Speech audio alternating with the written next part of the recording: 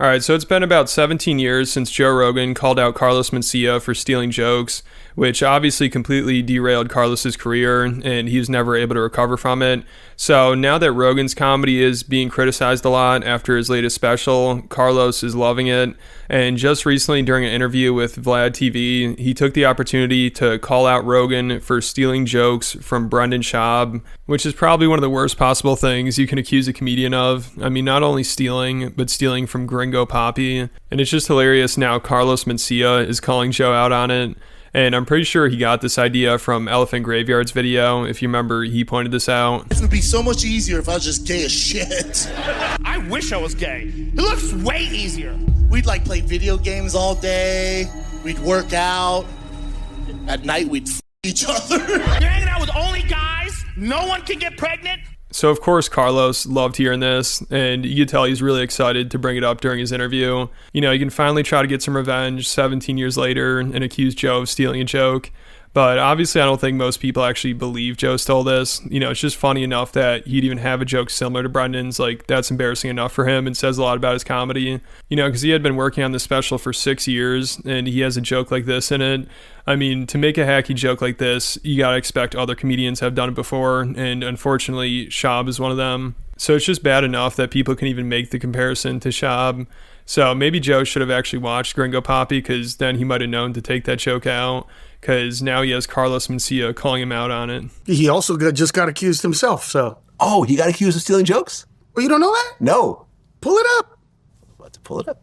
Oh, seriously? You didn't know about this? I'm sorry to the one to bring it up, bro, but.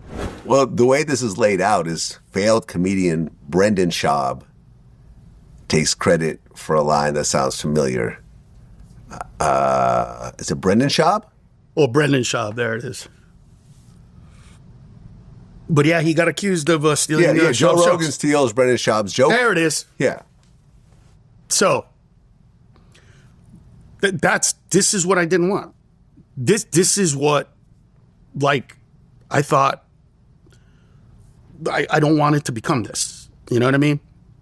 And so now I've had to tell people in my audiences sometimes. This is the Netflix special. Yes. That's the way he did it. The next special that he just did. So, okay. Point being, like, the policeman of this, right? Policeman got caught with his hand in a cookie jar, if that's the case. Wow. And my point is that, like, whether what he did or didn't I don't care. It doesn't matter to me. I'm not getting involved in it. It's not my thing, but it's just like, this is what you started. This is what we started with all this bullshit. At the end of the day, my biggest fear, so to speak, came true, that this joke stealing stuff is going to be so prolific for everybody that it's going to just become every comedian is going to get accused of stealing jokes. And that's pretty much what's happening right now. Yeah, and it's so funny he's acting like this is what he's worried about when Joe called him out, like this just opening up the floodgates and causing every comedian to get exposed. But if a comedian is stealing jokes, then they should get exposed for it. I don't see how that's a problem. And then also, maybe if Carlos wasn't stealing a bunch of jokes from a bunch of different comedians, then Joe wouldn't have needed to call him out. So he's also responsible for starting this. And I don't even know what he really started. It's not like it's something that is a giant problem now. You know, he's acting like it's out of control and comedians are getting called out left and right. But I don't see it happen that often. And with social media, it's almost impossible to get away with it. So if you are stealing jokes, you're going to get exposed for it. But still, even with that, you don't really see it happen too much. You know, occasionally, like with the Rogan and Schaub thing here, there'll be a comedian that has a similar joke to another one, but it's usually just a one-time thing, and it's hard to really call somebody a joke thief for just one joke. But with Carlos, it sounded like it was just undeniable what he was doing. And of course, he's going to make it seem like everybody's dealing with this, because then it'll minimize what he did. It'll make it seem like it's not as big of a deal if everybody's getting accused of stealing jokes. And then also to make Rogan sound like the bad guy for calling him out. But again, this isn't a giant problem in comedy. I haven't heard many other people complain about it, other than probably Amy Schumer and her writer. Like, that's probably the closest thing to this. You know, if you remember, she got called out for stealing bits on her TV show. It is a pretty big deal, but it wasn't a career-ending thing for her. You know, it wasn't as bad as what Carlos went through. And I know the situations are different, so it's hard to compare them, but it seemed like Joe was kind of hypocritical when it came to them, because with the Amy Schumer one, he seemed to take it easy on her since he was friends with her. And I think he was kind of just making excuses and saying it was parallel thinking, like just giving her the benefit of the doubt. So he wasn't very consistent with that. But other than that situation and the one with Jay Moore, which both happened probably around 10 years ago, I don't really see that many comedians being called out for stealing jokes to where it's a problem. You know, of course, Mencia's like, it's happening all the time, it's out of control. But I think that's just what he wants, because then it'll make it seem like what he did isn't that big of a deal if everybody's getting called out for it. You know, because still Mencia has trouble accepting responsibility, and he wants to make it seem like Rogan's the big problem here. Every comedian is pretty much getting accused of this shit. And you know what it's actually doing? It's diminishing what we do. It's diminishing who we are as comedians. It's taking away the power, the beauty, the artistry of what we do. It's turning it into some really shitty, simplistic, oh, this guy can tell that joke. That's not how it works. Yeah. That's not how this works. It's taken me sometimes years to perfect not just a joke, but the joke that I tell before, the joke that I tell right after, the joke in between. Like, to make the arch, to bring this 45 minutes to 1.5 hours of a beautiful movie. It's not that simple, and I hate that it's gotten there, and I hate that now, because every comedian steals, now every comedian is a simple joke thief piece of shit, and it has demeaned the art of what we do, and that was my fear. Yeah, so I don't really know what he's talking about. I mean, it sounds like he's still coping here. I don't think he'll ever get over it. I mean, it's so funny. He's trying to act like this was his big concern the whole time. Like, I was just worried about all these other comedians having to deal with stuff like this. But again, who is dealing with this? You know, I wish he'd give some examples, because he's acting like every comedian is a joke thief. But I'm not sure who he's talking about. I mean, it's been almost 20 years, and still Carlos is basically the most prolific joke thief of all time. So he really set the bar high, and I don't know if we'll ever see somebody as egregious as he was with it. But, you know, it'd be better if he could just admit to his mistakes, accept it, and try to start over. But I don't know if that'll ever happen. And it'd also be interesting if we could see him on Rogan's podcast. I doubt Joe would ever want to do that, but that would definitely make for an interesting podcast. But let me know what you guys think down in the comments. And if you want to hear more about Carlos, I actually recently just talked about him on Patreon, because some girl who went to his show claimed afterwards he kept hitting on her and was trying to get her to do Molly with him right in front of her husband. And it's just a crazy story. So if you want to hear about that, or just a ton of other stuff, there are over 90 videos. There's a ton of content. So if you like the channel, you want to help support it, make sure you check it out. Put a link in the description. All right, so recently Chris D'Elia was on Soft White Underbelly, and this was just a weird interview. You know, usually this channel, they interview people that are addicted to drugs, or people that are homeless or in sex work. This time they just interviewed a comedian, and I guess at least he's a creepy comedian, so that's something. But also a lot of people are upset that he would even give Chris a platform, even though he's had on people that have done a lot worse than Chris. But people in the comments are arguing this was more of a publicity stunt for him. You know, like this comment says, you can interview serial killers, drug traffickers, and thieves, but I draw the line at Chris D'Elia. And somebody else tried to explain it more. They said it's different if the interview was Chris being vulnerable and honest.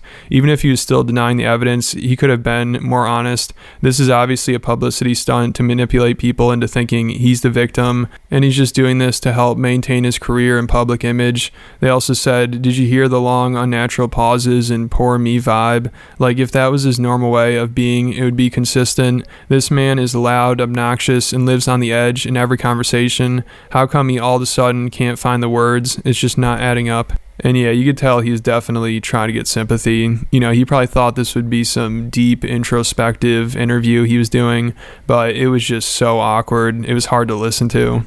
Like, I think there's more silence in this interview than him talking. I mean, he would stop every couple of words and just sit there and look around, like Andrew Schultz having an epiphany. You know, he's just sitting there and pondering every thought he had, and he could never even finish a thought. That's why it was so hard to listen to. You know, it's crazy he talks for a living. You know, he's a comedian and a podcaster, but in this interview, it's like he's learning to talk for the first time. It's wild. but I don't really have a problem with him being interviewed because I think most people can kind of see through the BS. I don't think this really helps him at all. And like I said, this channel has interviewed worse people than Chris, and it's always kind of the same style. You know, he lets them say whatever they want, and they usually try to get sympathy from people, of course. You know, you can make the case that maybe he shouldn't interview any of these people, but I don't really see how interviewing Chris D'Elia would be out of line, but interviewing some of these other people would be fine. I mean, I guess you could say Chris is trying to get something out of this more than other people because he has his own platform, so he's trying to change his image.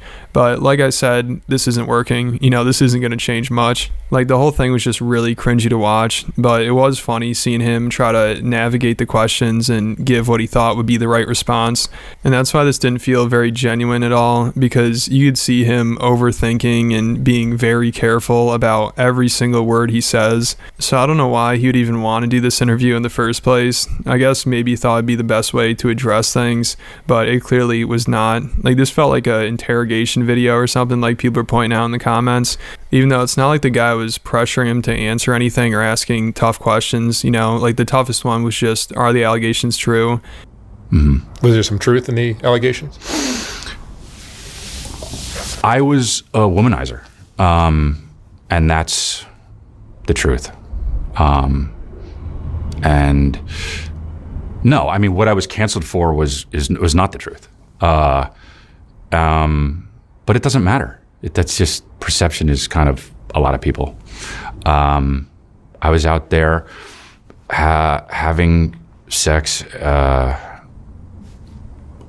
all the time with people I barely knew, you know, and I realize how that can get. You don't know people, so how do you know, if you don't know them, you don't know what they're like, and what, you know, it's.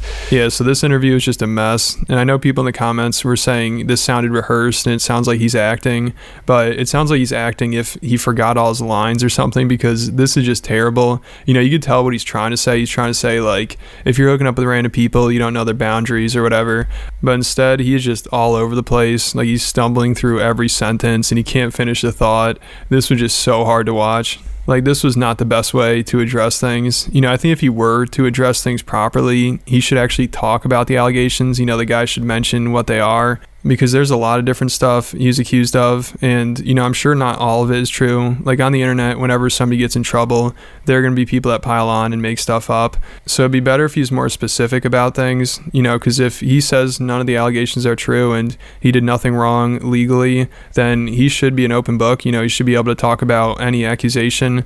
But the fact that none of them were even brought up, like they never mentioned what he did or what he was accused of, that's not the best look. But I will say, I remember watching that Chris D'Elia problem documentary, and some of the stuff was compelling. You know, I think like the biggest thing to come out of all that was it seemed like Chris wanted to start some kind of sex cult thing, which is definitely weird and creepy and concerning.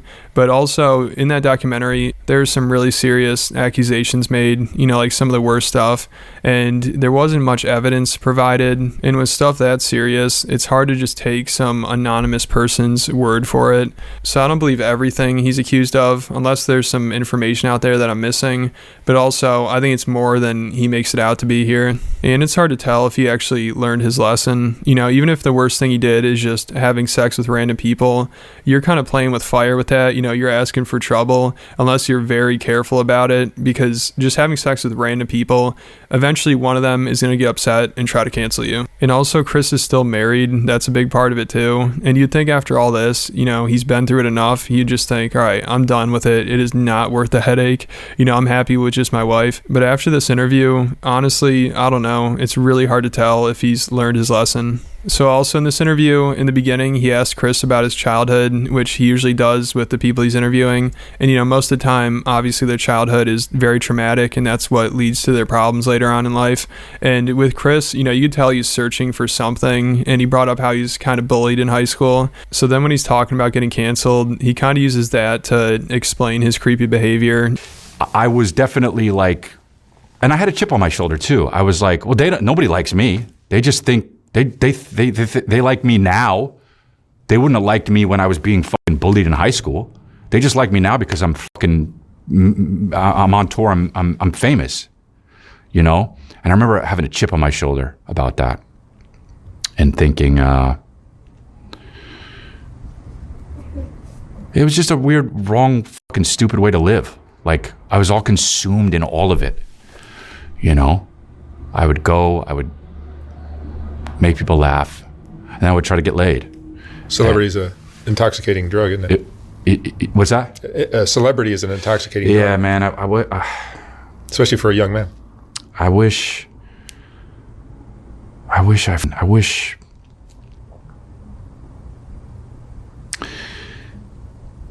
It's a weird thing because it's like everyone thinks it's the goal is to be famous.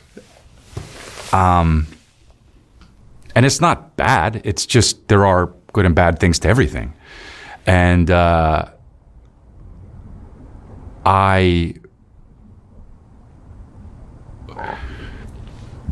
it's just hard. You can't surround yourself with people that are just like,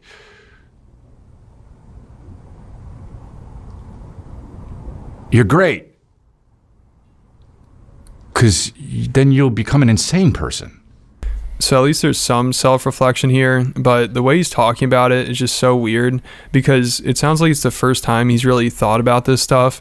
You know, I don't know if he's just stopping and pausing every second for dramatic effect or something, but, you know, the way he's talking, it's like he's never had these thoughts before. Like he's just now figuring this out. So that's why this interview just felt fake to people, you know, because also I'd say he just is a bad communicator, but the guy's a stand-up comedian, he has a podcast, and he's been canceled 3 times. You'd think at this point he's thought about it enough, his thoughts would be collected, and he would be able to explain things better, but he is just all over the place. You know, the way he talks about it, it's like he was just canceled yesterday. I mean, listen to him try to explain this right here, and I know what he's trying to say, but the way he goes about it, he sounds like an insane person, like he said earlier.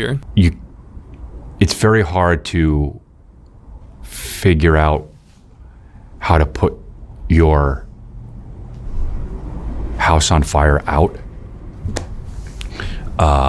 when people are mad at the thing that's not the problem, you know?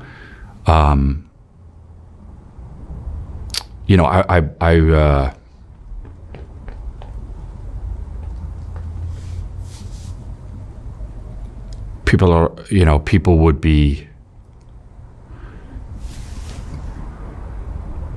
angry at a certain thing that it's just as that isn't true. So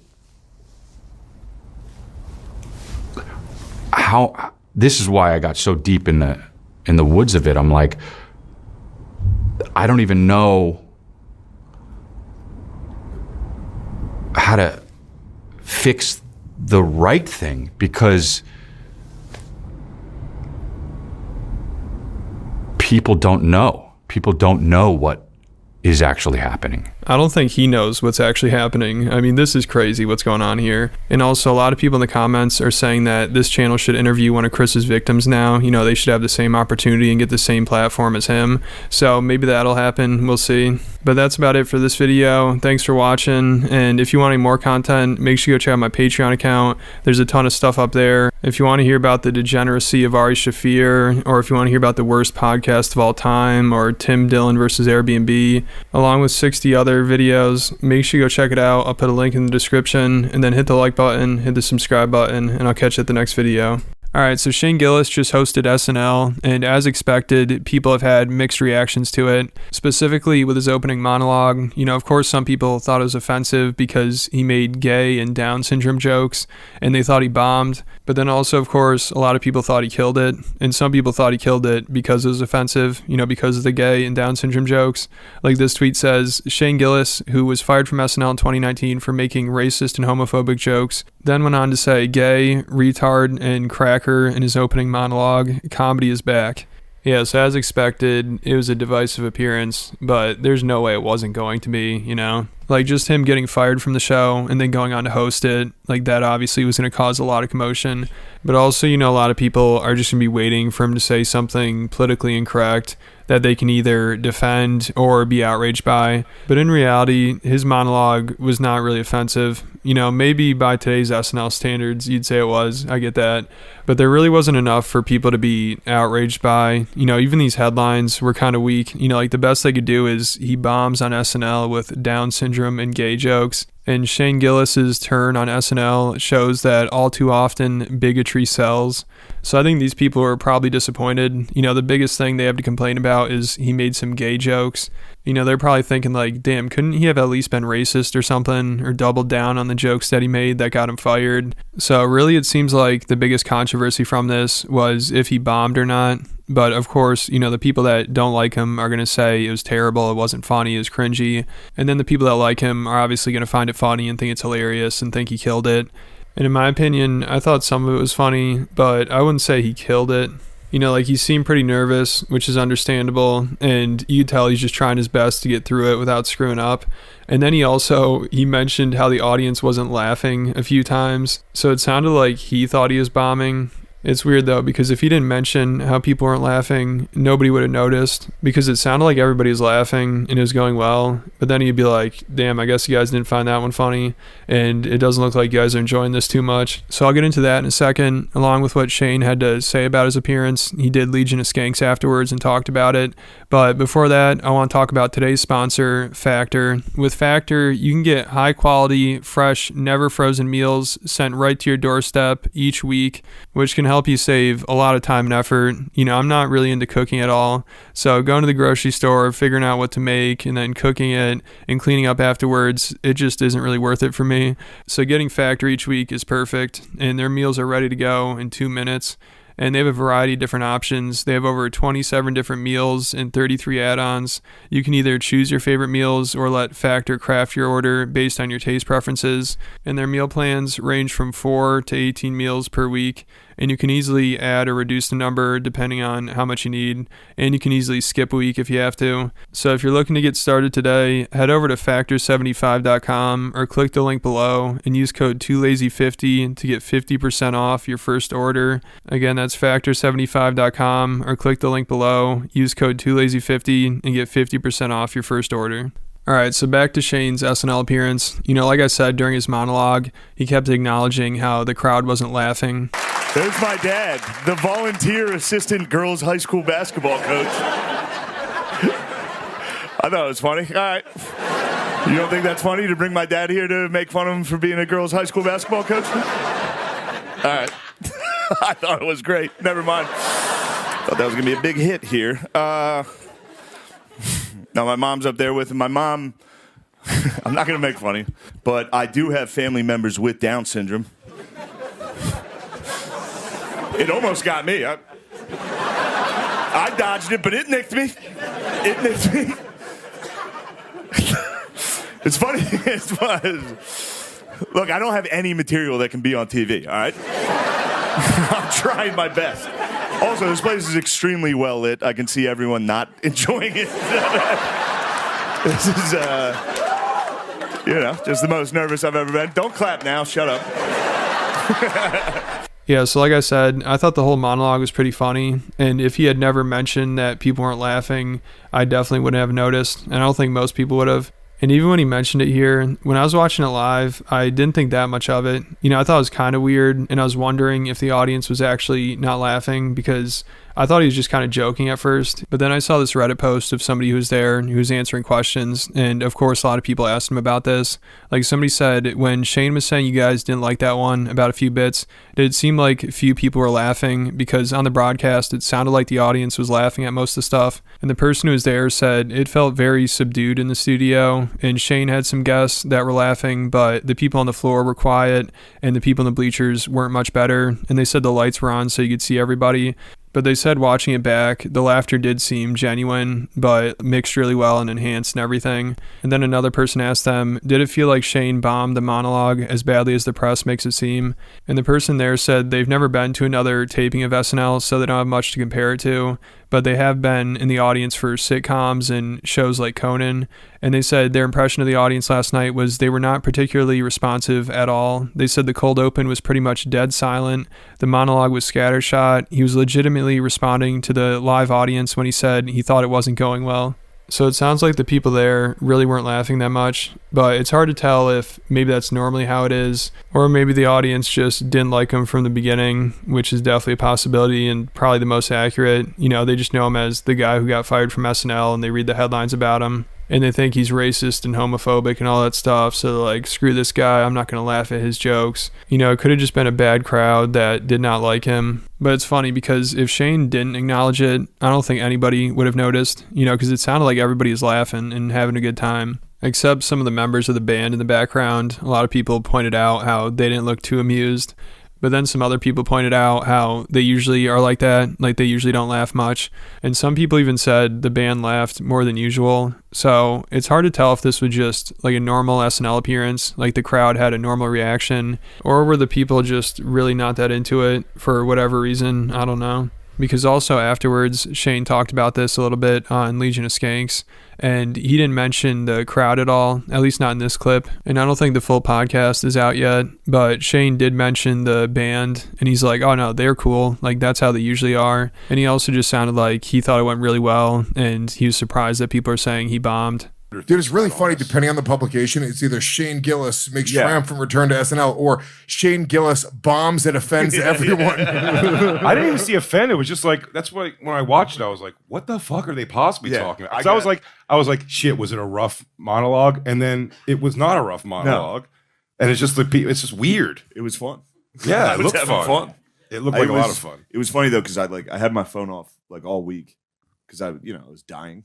Yeah, the sure. stress. And then in the car from SNL to the after party, I was like, let's see what everyone's saying. It was like Shane Gillis bombs like fucking. I was like, what the fuck? I got done. I was like, damn, I did great. Yeah, that was the worst. The worst hosting in history of it was SNL. so hard not to say fuck. Really? That's all I was thinking about. Really? The whole set, I was like, don't say fuck, don't say fuck. Oh, during the set. Yeah. Don't say fuck this violinist behind me that won't laugh. She's great. Why is everyone doing that? Behind me. I wish I saw that they weren't laughing. That would have been funny. But it wasn't Turn around that. and be like, The band was. The most. Yeah, of the they're band totally was, fine. yeah. They do what they always do. Yeah, so I didn't see this full podcast. I don't think it's on YouTube yet. I think they just posted this clip of it. So maybe during another part of the podcast, they ask him how the crowd was. But I was kind of surprised they didn't bring it up right there. But maybe they felt like it would ruin the moment or something, or Shane wouldn't want to talk about it. Or maybe they just really didn't think about it. But that would have been the obvious question to ask. And, I'm not saying they should have been like, well, did you bomb? Like, was nobody laughing? Did your jokes not land? I just think they could have asked, like, was it actually a tough crowd? Were you being serious when you said that? Because also, if they're talking about why people thought Shane bombed, like I said, I didn't think he did. If he didn't say that people weren't laughing, I wouldn't have thought anything of it. Like, it's just a very average monologue. I don't think anybody was like, damn, this is rough. This is hard to watch. He's dying up there. I mean, you could tell he was nervous, and he obviously pointed out how people weren't laughing. But other than that, it wasn't too bad. But I feel like if you're going to talk about why people are saying that he bombed, obviously there are people that are going to say that no matter what, just because they don't like him. But if you're going to talk about that, I feel like you'd bring up the fact that Shane was acting like he was bombing. So he kind of gave people a reason to say that. And even if he did bomb in front of the SNL audience there, I don't think it's that surprising. I think most people would be like, yeah, of course, the SNL audience isn't going to find him funny. So I would have liked to hear what he had to say about that. If maybe the audience just didn't like him from the beginning, or they just got too offended, or maybe they didn't know who he was and it's just a weird crowd. And maybe that's normally how it is. Like maybe usually people aren't laughing much in the front row and you just have to kind of ignore it. Like I'm sure looking back on it, that's probably what Shane thinks. You should have just never addressed it because obviously people wouldn't have noticed and less people would have been saying that he bombed. But also, I'm sure a lot of people thought it was funny that he acknowledged it and he was like calling out the audience because they were offended and they weren't laughing at his jokes. So I'd imagine he probably will talk about that. I'm sure somebody will bring it up to him. And maybe they did during that podcast. Like I said, I didn't see the whole thing.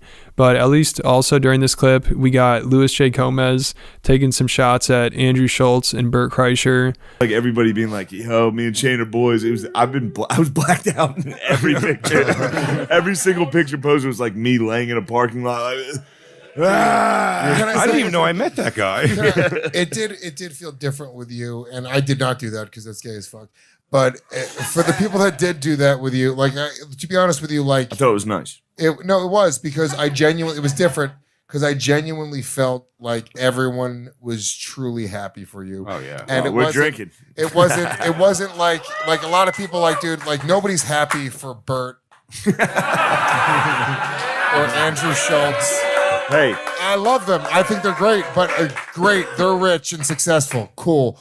It's a different thing. Like we legitimately are happy for it, and and everyone felt that it's a different thing, and you're just a genuine fucking incredible dude, and fucking that's our gayest moment. Yeah. You guys ready to chug this shit? And Let's you go, still bitches. trash Bert and Schultz. Yeah, I did, dude, for no reason. Bert and Schultz. I love Schultz. I love Bert, Hey, but you know, chug that. but they could suck our dicks. Thank you, Shane. Yeah, so it's hilarious that you just throw that in there, but it is a good comparison because one of the reasons why people like Shane over Andrew and Bert is because he just seems way more humble and down to earth.